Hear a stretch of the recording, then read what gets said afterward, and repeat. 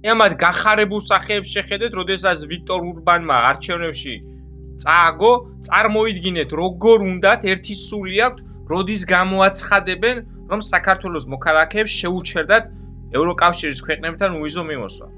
დიახ, ვიქტორ ურბანი იყო, რომელიც ამ ყველაფერს ხელს უშლიდა და დღეიდან ქართულ ჟურნალისტებს ვითომ ოპოზიციას აქვს უკვე სასიხარულო მიზეზი იმისთვის, რომ მერე მოსახლეობას მოუწოდოს ქუჩაში გამოსვლისკენ. ეს არის ამათი რეალური მიზანი, როგორღაც მოახერხონ საბოტაჟი, როგორღაც ქართველი საზოგადოება აიყოლიონ და როგორღაც შეძლონ, რომ ის ზიზღი, რაც აქვს და რაც ამოძრავებთ საქართველოს მოსახლეობის წინააღმდეგ, რაც შეიძლება მაქსიმალურად დროულად გამოაჩინონ.